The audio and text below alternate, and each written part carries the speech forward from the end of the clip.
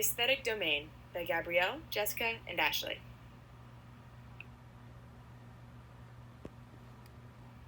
First off, what does aesthetic mean?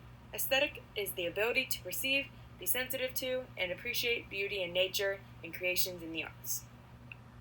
That leads us to what is the aesthetic domain? The aesthetic domain is all about introducing children to the different arts, providing positive experiences of the arts, fostering appreciation of the arts, and helping the students to develop skills in evaluating art forms. The experiences in the aesthetic domain. The aesthetic domain is divided into two types of experiences. Those are the productive component and the responsive component.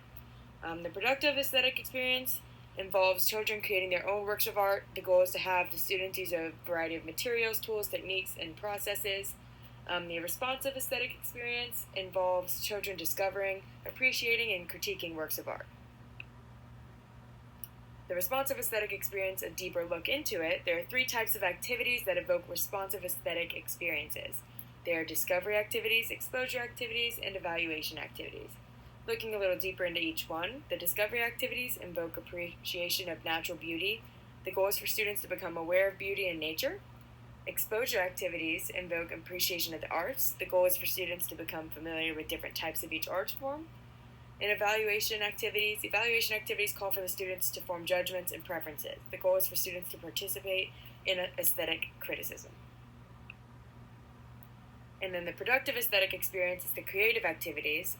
They have a goal including the use of a variety of materials, tools, techniques, and processes in the arts to better understand the aesthetic experience.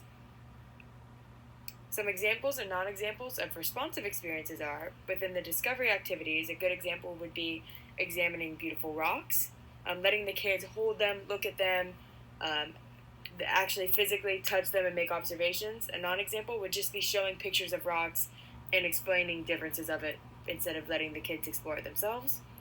For exposure activities, a good example would be touching a sculpture or listening to a choir. Letting kids manipulate the object with their own hands or listening in depth with headphones and everything to a choir. A non-example would be showing a PowerPoint that just defines each type of art form. So showing them a picture and saying this is a choir and they're singing a blank blank type of song. For evaluation activities, a good example is choosing a favorite song after listening to like an album or something. A non-example would just be having your kids listen to a few songs and then moving on. So saying this genre is pop, listening to a few songs, keep going, versus listening to a few songs and picking their favorite of the song and telling you why. Some examples or non-examples of productive experiences are for the creative activities. Example would be playing an instrument. A non-example would just be showing pictures of different types of instruments and telling them this is a guitar, this is a bass, this is a recorder, etc. And letting the kids actually manipulate things themselves.